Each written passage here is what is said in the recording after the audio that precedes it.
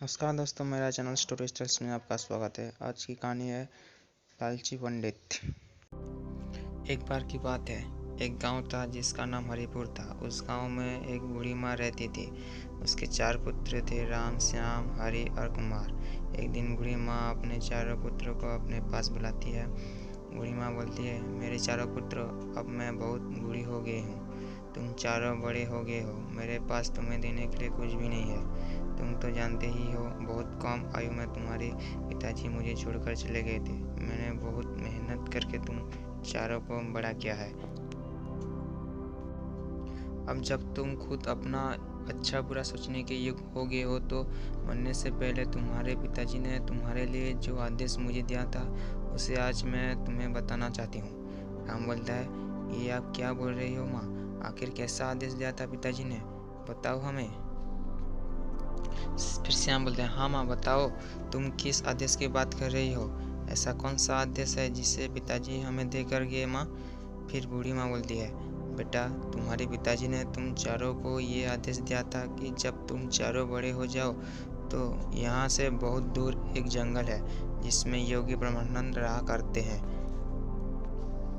जब तुम चारों बड़े हो जाओ तो तुम्हारी जो भी इच्छा होगी वो तुम उनसे मांग लेना। ब्रह्मानंद बहुत बड़े ज्ञानी महात्मा है, वो तुम्हें तुम्हारी इच्छा पूर्ति का मार्ग अवश्य बताएंगे। फिर राम बोलता है, क्या सच में माँ? अगर ऐसा है तो हम अवश्य ही योगी ब्रह्मानंद के पास जाएंगे और जो भी मार्ग वो हमें हमारी इच्छा पूर्ति के लिए बताएंगे उसे हम चारों भाई अवश्य अपनाएंगे माँ। श्याम, हाँ माँ, हम अवश्य ही ब्रह्मानंद योगी के आश्रम में जाएंगे।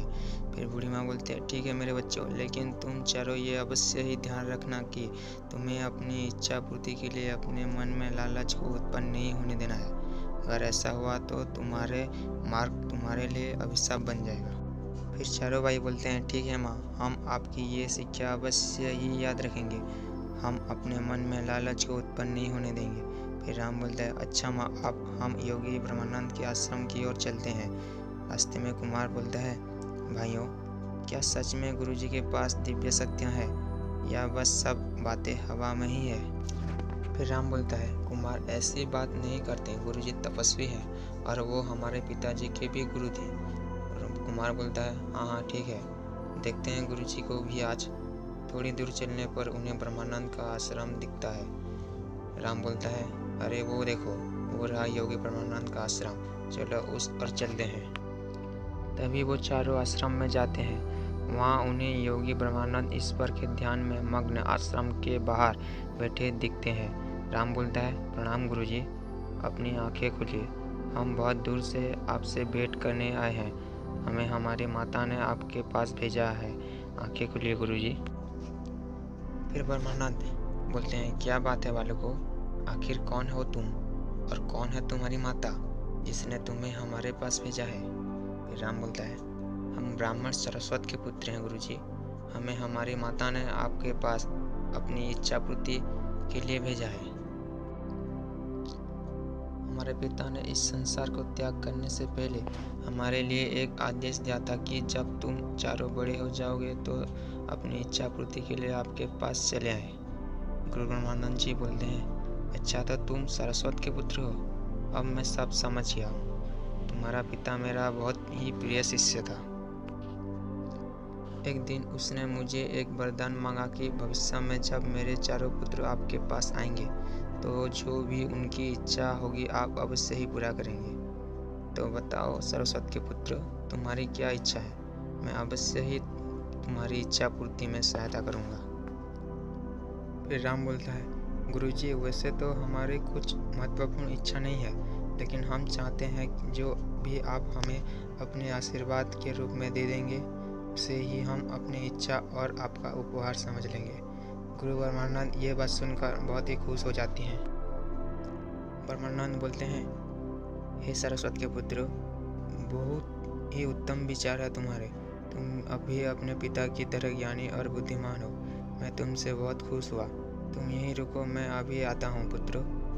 फिर कुमार मन में बोलता है, अरे ये क्या बोल दिया भैया ने? ये ब्रह्मानंद योगी तो हमें बहुत कुछ दे सकते हैं, लेकिन लगता है भैया के बुद्धि पर तो पत्थर ही पड़ गए हैं। अब ना जाने ये गुरुजी हमें क्या उपहार में देंगे, और जो भी देंगे वो हमारे काम का होगा भी या नहीं। भगवान जाने, मुझे मौका मिलता तो मैं इतना धन दौलत मांगता कि 7 पुश्ते आराम से खाते। इसके बाद परमानंद अपने आश्रम की कुटिया में जाते हैं और 4 जमीन खोदने वाले कुदाल लेकर आते हैं और चारों को एक एक कुदाल दे देते हैं। ये देखकर चारों बहुत हैरान हो जाते हैं। फिर राम बोलता है, गुरुजी इस कुदाल का भला हम क्या करेंगे? क्या ये हमारे किसी कर्ज में उपयोग में लाई जा सकती है? फिर कुमार बोलता है, हाँ गुरुजी, भला ये कुदाल हमारे किस काम की? इस कुदाल का भला हम क्या करेंगे? फिर ब्रह्मानंद जी बोलते हैं, ये कुदाल ही मेरा तुम्हारे लिए उपहार है पुत्रों। इसके द्वारा ही तुम्हें मेरे द्वारा दिए गए उपहार प्राप्त होंगे। तुम आगे जंगल में जाकर जिस भी स्थान में इस कुदाल को जिस भी जमीन पर चलाओगे वहीं तुम्हें तुम्हारा उपहार मिल जाएगा। लेकिन पुत्र, ये ध्यान रखना, ज़्यादा अधिक उपहार की अपेक्षा मत करना, वरना तुम्हारा सर्वनाश हो जाएगा। फिर राम बोलता है, ठीक है गुरुजी, हम आपकी ये बात अवश्य ही ध्यान में रखेंगे। हम किसी भी लालचवश अधिक उपहार की अपेक्षा नहीं करेंगे। इसके बाद वह चारों अपनी अपनी कुदाल लेकर जंगल की ओर निकल पड़ते हैं। फिर राम बोलता है, मुझे लगता है हमें इस कुदाल से यहीं खोदना शुरू कर देना चाहिए। शायद गुरुजी के दिए उपहार हमें यहीं इसी जमीन के अंदर मिलेंगे। फिर हरि बोलता है, हाँ भैया, आप बिल्कुल सत्य कह रहे हैं। हमें यही गुरुजी के दिए कुदाल से खुदाई शुरू कर देनी चाहिए। मेरा मन तो अंदर ही अंदर प्रसन्न हुए जा रहा है उपहार पाने के लिए। चलो चलो जल्दी करो। तभी वो चारों अपनी अपनी कुदाल से जमीन को खोदना शुरू कर देते हैं। जब राम कुदाल से जमीन खोदता है तो उसे अचानक से बहुत सारे तांबे की कुछ सुंदर बर्तन दिखाई पड़ते हैं। फिर राम बोलता है, अरे वाह वाह, ये तो बहुत ही सुंदर तांबे की बर्तन है। उन्हें तो मैं माँ को जाकर दूंगा। बेचारी मिट्टी के बर्तन में खाना बनाती है जो कि अब पूरी तरह से टूट चुके हैं। मुझे मेरा उपहार मिल गया है भाइयों, देखो। श्याम बोला, हाँ राम भैया, ये तांबे के बर्तन तो कितने सुंदर और चमकदार है। वाह वाह वाह, बहुत सुंदर। वाकई तुम्हारा उपहार तो बहुत सुंदर है। कुमार बोलता है, अरे भला ये भी कोई उपहार हुआ? ये मामूली से तांबे के बर्तन है। तभी हरि अपने कुदाल से जमीन खोद ही रहा होता है कि उसे चमकता हुआ एक सोने का हार दिखता है। फिर हरि बोलता है, अरे ये देखिए भैया, देखिए देखिए, मुझे भी अपना उपहार मिल गया है।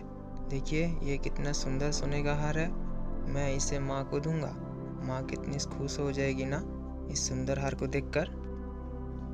फिर राम बोलता है, अरे हाँ, ये तो सच में बहुत सुंदर हार है।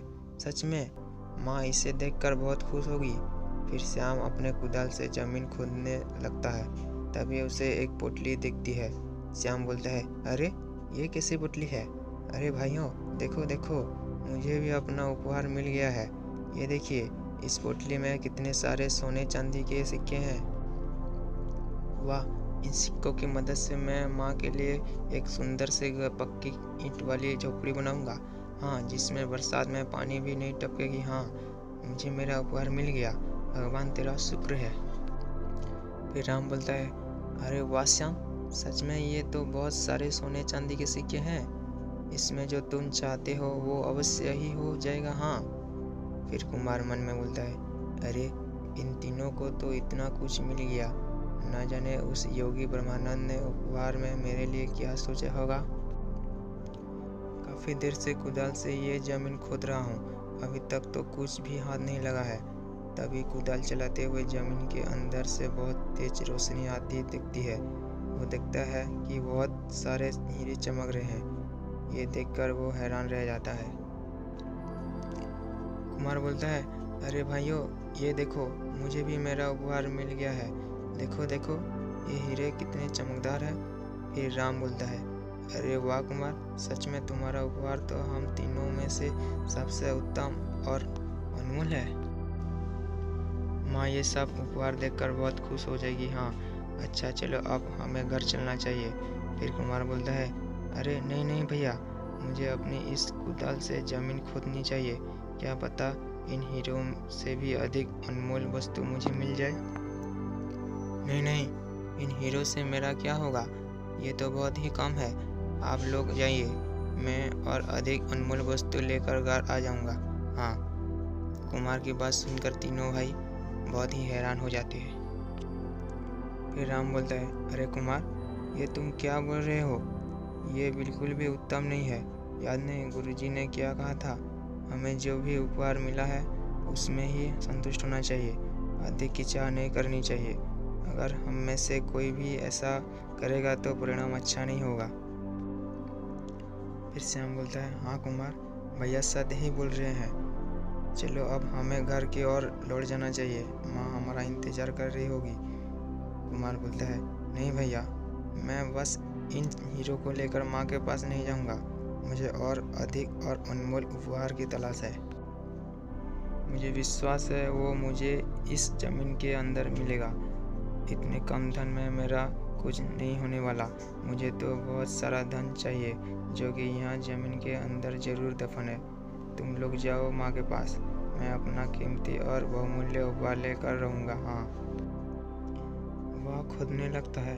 काफ़ी देर तक जमीन खोदने के बाद उसे जमीन में एक बहुत बड़ी सुरंग दिखाई देती है और अचानक से कुमार के हाथों से कुदाल छूटकर उस सुरंग में गिर जाती है, जिसकी वजह से कुमार का पैर फिसल जाता है और कुमार चिल्लाता हुआ उस सुरंग के अंदर गिर जाता है। फिर कुमार चिल्लाते हुए बोलता है, अरे बाबा, बचाओ मुझे, ये क्या हो गया? मेरा अनमोल उपहार बचाओ बचाओ। तभी ये दृश्य देखकर उसके तीनों भाई हैरान हो जाते हैं। फिर राम बोलता है, ये तुमने क्या कर दिया कुमार? अपने लालच के कारण तुम अपनी ही बनाई सुरंग में गिर गए। इसलिए ही ब्रह्मानंद गुरुजी ने ये कहा था कि तुम्हारा लालच ही तुम्हारा सर्वनाश की ओर ले जाएगा। ये तुमने क्या कर दिया कुमार? अरे मेरे भाई, तुम्हें तुम्हारा लालच ले डूबा। फिर श्याम बोलता है, अब हम क्या करेंगे? वापस आ जाओ भाई, भाई में बाहर आ जाओ, मेरा प्यारा भाई। और तीनों भाई फूट फूट कर रोने लगते हैं। किसी ने सच ही कहा है कि हमें धैर्य और सब्र से काम लेना चाहिए। इस कहानी का यह तात्पर्य है कि लालच एक बुरी वाला है, लालच से विनाश होता है। और दोस्तों, कहानी अगर अच्छी लगी हो तो लाइक, शेयर और सब्सक्राइब करना मत भूलना।